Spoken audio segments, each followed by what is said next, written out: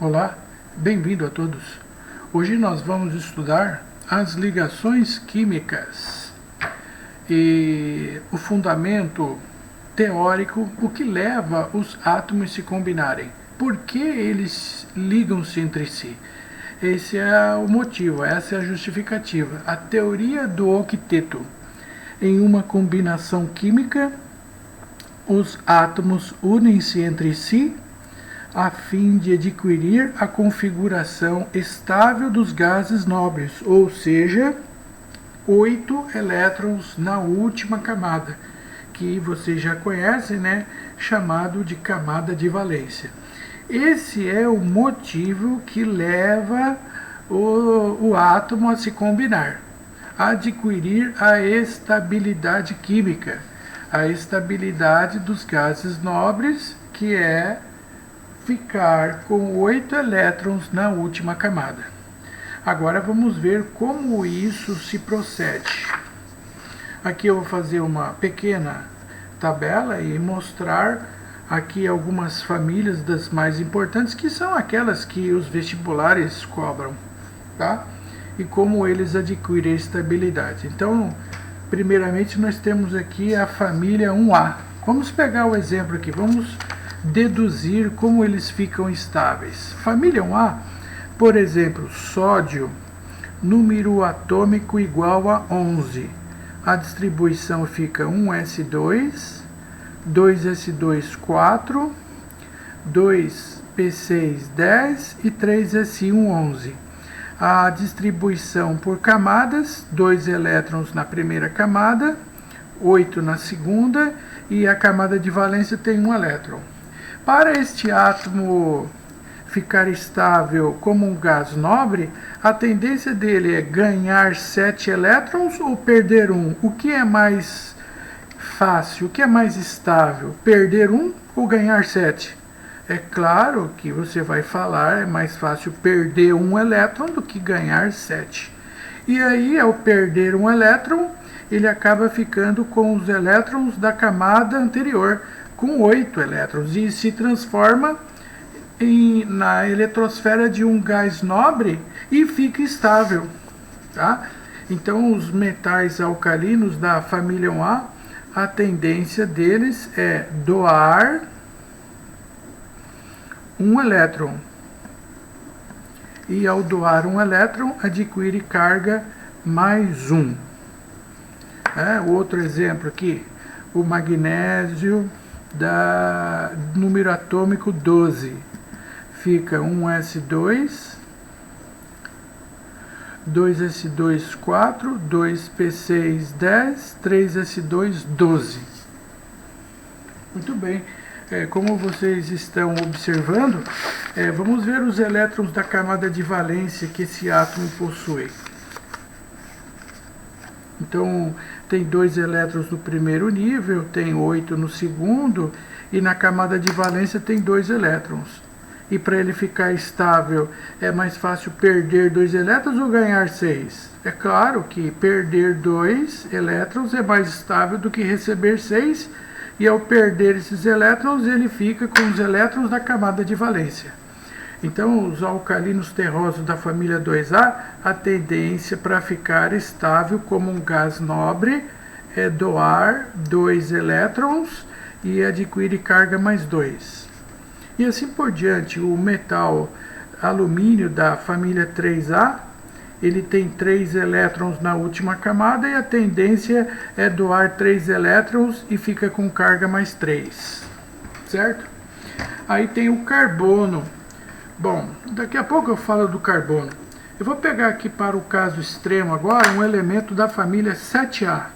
Por exemplo, o flúor, o número atômico dele é 9. Fazendo a distribuição eletrônica do flúor, fica 1s2, 2s2, 4 e 2p5, 7. Olha só como que fica a distribuição do flúor. Ele tem 2 elétrons no primeiro nível e 7 na camada de valência. E para o flúor adquirir a estabilidade de um gás nobre, que é ter 8 elétrons na última camada, isso se obtém mais facilmente recebendo um elétron aqui ou perdendo os 7? É claro que você vai falar, é mais fácil ganhar 1 do que perder 7. É o que acontece. Então esse P5 recebe um elétron, vai ficar P6, e aqui que tinha 7 elétrons fica estável com 8 e ele fica com a configuração de um gás nobre. Então, ao contrário dos metais, 1A, 2A e 3A, 7A é um ametal e ele fica estável. A tendência do ametal para ficar estável como um gás nobre é receber um elétron. Ele fica com uma carga negativa -1, que aliás é o mesmo do hidrogênio. O hidrogênio tem número atômico 1 e a configuração dele é 1s1. Ué, mas o hidrogênio fica estável com 8 elétrons? Não. Ele fica estável com 2. Mas tem algum gás nobre que fica estável com 2 elétrons? Sim, exatamente. Existe um gás nobre estável com 2 elétrons e não com 8. Aqui, ó. É o gás nobre hélio.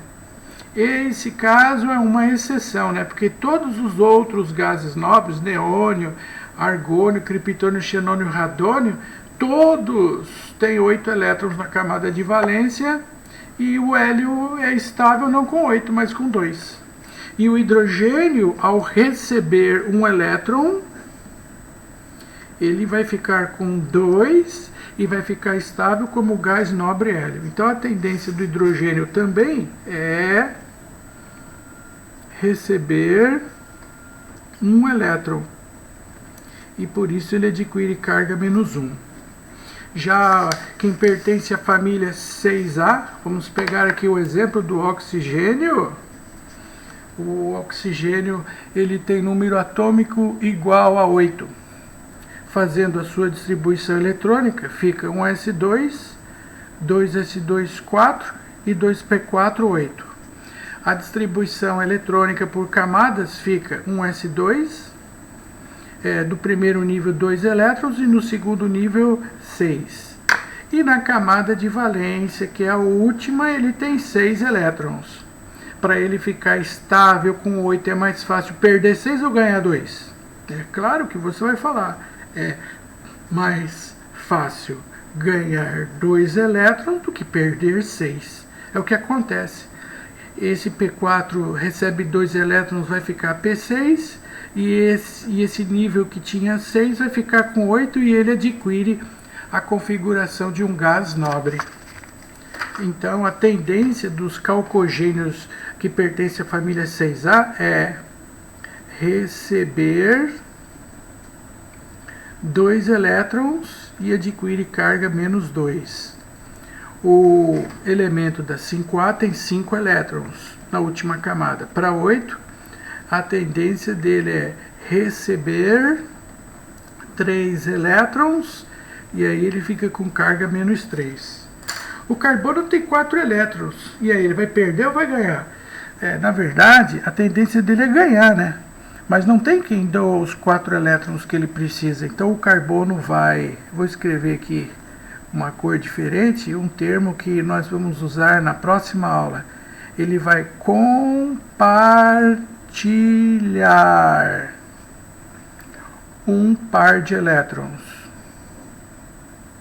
Ele vai compartilhar um par de elétrons.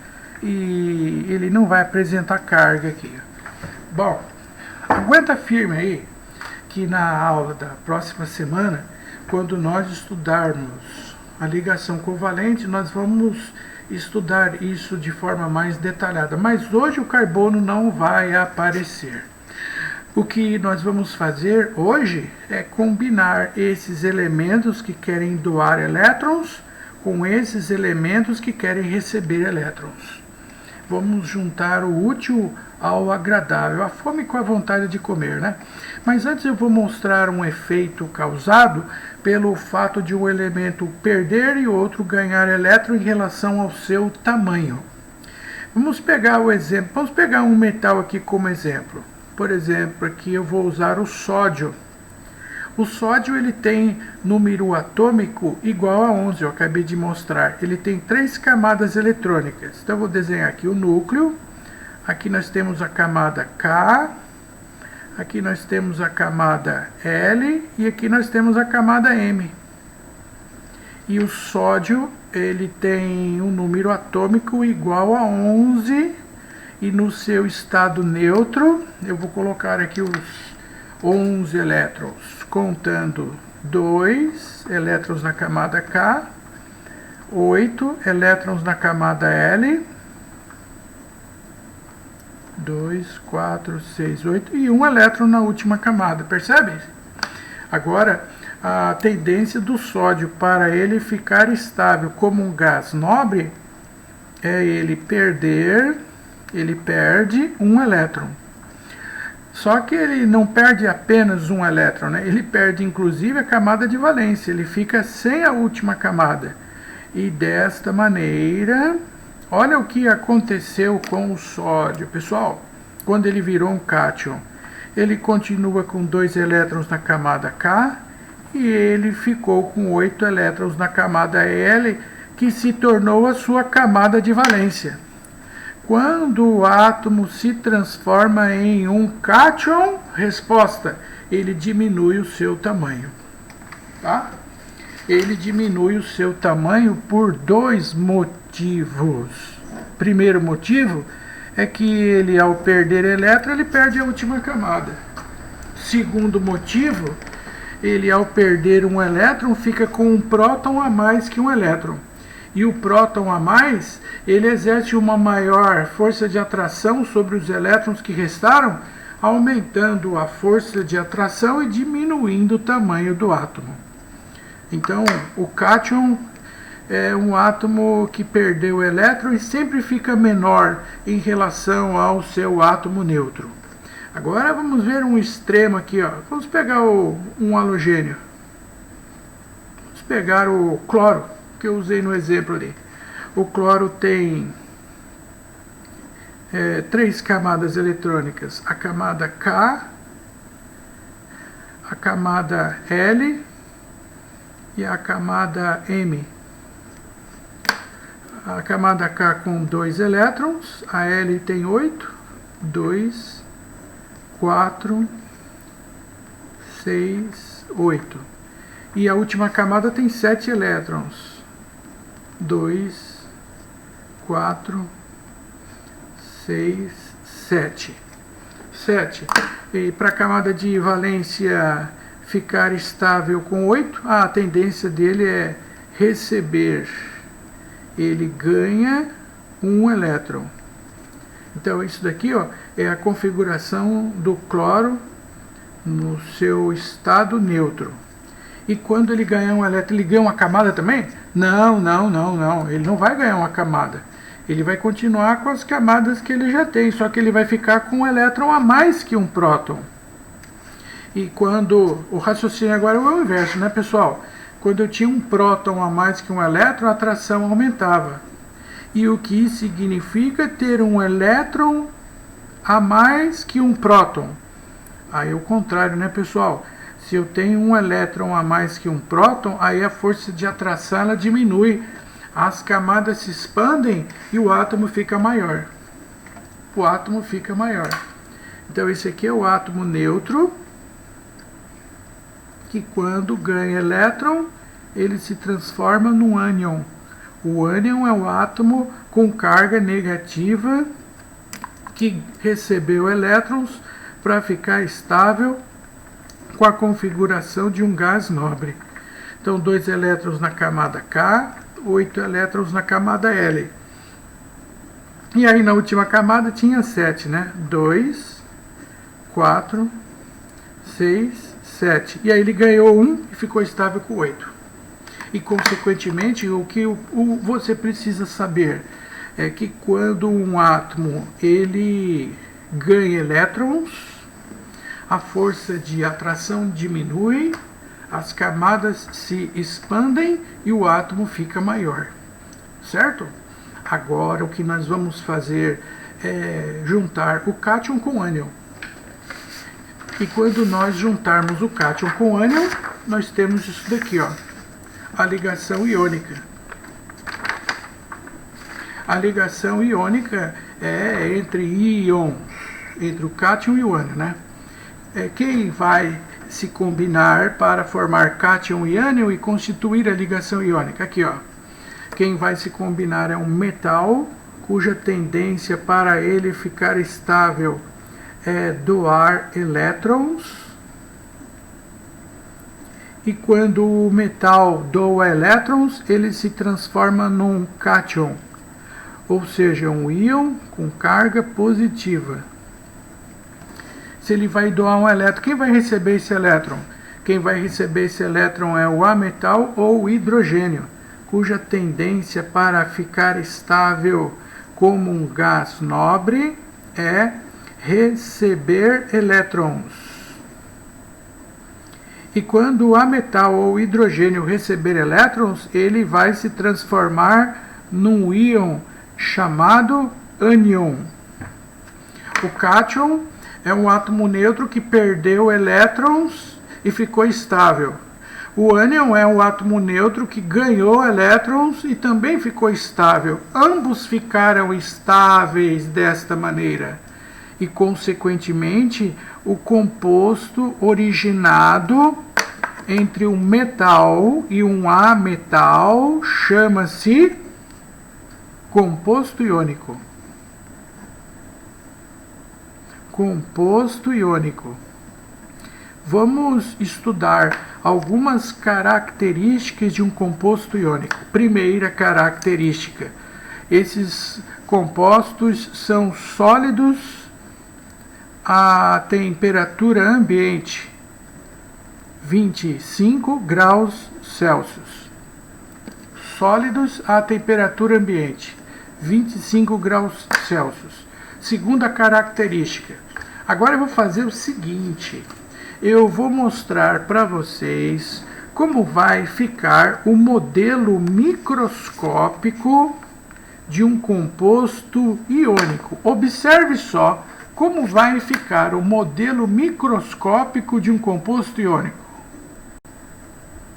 Assim, microscopicamente, esse composto iônico se apresenta dessa maneira: o cátion ligado ao ânion, cátion ligado ao ânion, sucessivamente, formando um aglomerado de partículas, de íons, que constitui o que nós chamamos de retículo cristalino.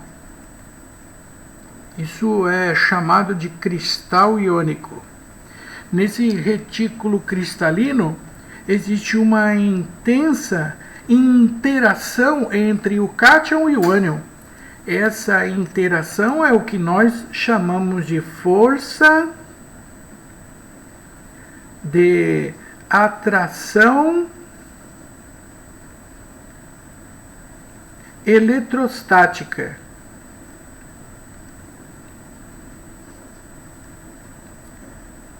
Que, em termos mais simples, é o que nós chamamos de ligação iônica. E essa interação, ela é uma interação muito forte. Isso quer dizer que para rompermos essa interação, eu preciso de uma energia muito grande para separar o cátion com o ânion. Por esse motivo, eu posso afirmar que os compostos iônicos possuem alto ponto de fusão e alto ponto de ebulição, porque é necessário uma energia muito grande para separar os íons de um retículo cristalino. Só para você ter uma ideia, por exemplo, o cloreto de sódio, o sal de cozinha, o seu ponto de fusão é acima de 800 graus Celsius, para você ter uma ideia. Outra característica dos compostos iônicos: no estado sólido, os compostos iônicos não conduzem eletricidade.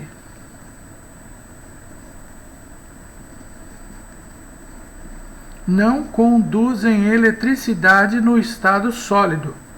Alguém vai perguntar, mas se esse composto tem vários íons positivos e negativos, por que ele não conduz eletricidade mesmo tendo esses íons?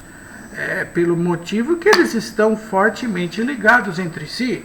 E para um composto conduzir eletricidade, é necessário que esses íons estejam separados, livres, para eles migrarem para os polos opostos, o que não acontece. Tá, então quer dizer que se eu separar os íons, ele vai conduzir eletricidade? Sim, vai, ele vai conduzir. Então eu escrevo aqui, um composto iônico conduz eletricidade em duas situações.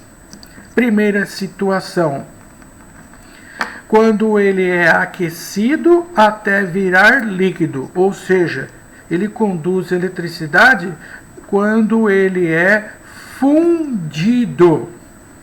Fundido vem de fusão, quer dizer, você aquece o sólido até você conseguir separar os íons, e nessa separação dos íons, já que eles ficaram livres, eles migram para os polos opostos e conduzem eletricidade.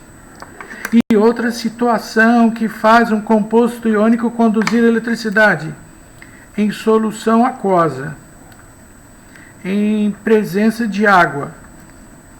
Nesse caso especificamente, do sal de cozinha, cloreto de sódio. Vamos colocar o exemplo aqui, ó. Se pegarmos o NaCl sólido, colocarmos em presença de água, os íons cátion e ânion se separam em íons sódio Na+, e íons cloreto. Essa separação dos íons em presença de água chama-se dissociação iônica.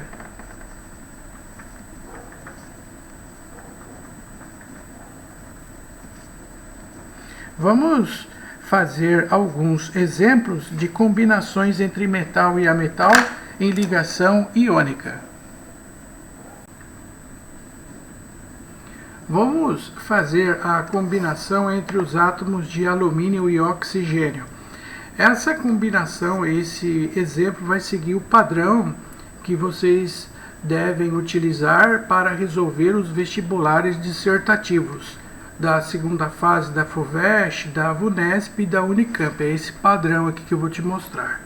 Primeiro deve-se colocar a fórmula eletrônica ou de Lewis, onde eu coloco ao redor do símbolo de cada elemento o número de elétrons da última camada. No caso do alumínio, da 3A, ele tem 3 elétrons na última camada. O oxigênio, da família 6A, tem 6 elétrons, sempre pontinhos. 2, 4, 6. Isso que eu fiz chama-se fórmula eletrônica ou de Lewis. A seguir, eu vou fazer a fórmula iônica, o que torna os elementos estáveis, segundo a teoria do octeto. O alumínio da família 3A, a tendência é doar 3 elétrons e adquirir carga mais 3. Já o oxigênio da família 6A, a tendência é receber 2 elétrons e ficar com carga menos 2. Só que esses íons são obrigatoriamente colocados em colchetes, isso é padrão. E a carga que ele adquiriu depois de ficar estável, mais 3. Por outro lado, o ânion, que é o oxigênio, tinha 2, 4, 6. E ele ganhou 2 elétrons, colchetes e a carga para fora. Bom, e agora? Como é que eu fico sabendo se a fórmula está correta? O detalhe é o seguinte: um composto iônico, a fórmula dele torna-se correta quando a somatória das cargas positivas somadas à somatória das cargas negativas, isso tem que ser igual a 0. Repetindo, a soma das cargas positivas mais a soma das cargas negativas tem que ser igual a 0. Tá, então essa fórmula está correta? Está errada, porque se eu somar a soma das cargas positivas com as negativas não deu zero. E tem como fazer isso dar zero? Sim. Nesse caso, o que fazer? Inverter as cargas. Só que quando inverter as cargas de cima para baixo, aqui embaixo não é mais carga, tá? Aqui vira quantidade de íons. 2 alumínio, 3 átomos de oxigênio. E agora a soma deu zero? Agora deu, ó. 2 vezes 3 deu mais 6. 3 vezes menos 2 deu menos 6. E agora ficou correto, porque a somatória das cargas positivas mais a somatória das cargas negativas, isso é igual a zero. O resultado da combinação entre o alumínio e o oxigênio ficou a fórmula do composto Al2O3. Qualquer questão dissertativa de segunda fase, esse é o padrão que o aluno tem que fazer. Fórmula de Lewis, fórmula do composto iônico com os íons em colchetes obrigatoriamente e o resultado que é a fórmula do composto. Último exemplo, antes de fazermos os exercícios propostos. Aqui nós temos o cálcio com o nitrogênio. Na fórmula de Lewis, primeiro eu vou colocar os elétrons da última camada. O cálcio pertence à família 2A, ele tem 2 elétrons. E o nitrogênio da família 5A tem 5 elétrons. 1, 2, 3, 4, 5. Essa é a fórmula eletrônica ou de Lewis. Agora, você vai colocar a fórmula iônica que vai seguir o padrão da teoria do octeto. Quem pertence à família 2A fica estável doando 2 elétrons. Já quem pertence à família 5A tem 5 elétrons na última camada, tendência a ganhar 3 e ficar com carga menos 3. Então o cálcio, ao doar 2 elétrons, fica com carga mais 2. E o nitrogênio, que tinha 5 elétrons, 2, 3, 4, 5, recebeu 3, 6, 7, 8 e ficou estável.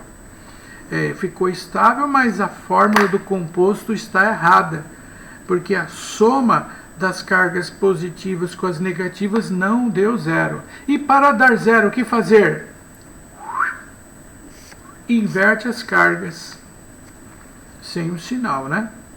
Aqui em cima é carga, quando você passa aqui para baixo vira índice. Passa aqui o 3 e passa o 2 para lá, ó. Agora, só para se certificar se deu certo, multiplica.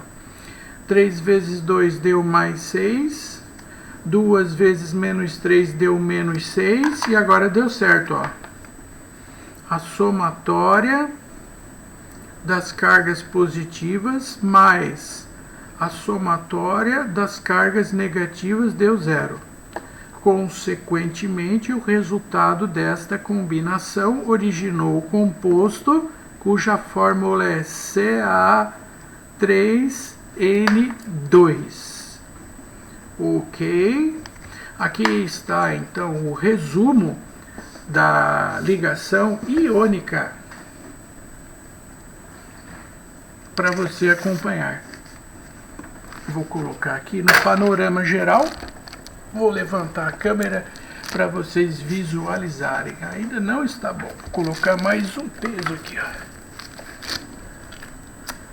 Esse é o panorama geral da ligação iônica. A combinação entre metal que doa elétrons e vira cátion com a metal ou hidrogênio que recebe elétron e vira ânion. Cátion e ânion estão ligados fortemente entre si através de um aglomerado iônico chamado retículo cristalino, que faz com que os íons estejam fortemente ligados entre si através da força de atração eletrostática. E características em geral de um composto iônico: eles são sólidos à temperatura ambiente, possuem alto ponto de fusão e ebulição porque a força de atração eletrostática é muito forte, não conduzem eletricidade no estado sólido, mas conduzem eletricidade no estado fundido e em solução aquosa. Na próxima semana, na próxima aula, nós vamos estudar a ligação covalente e a covalente dativa. Não perca! Por enquanto, por hoje é isso. Muito obrigado pela atenção.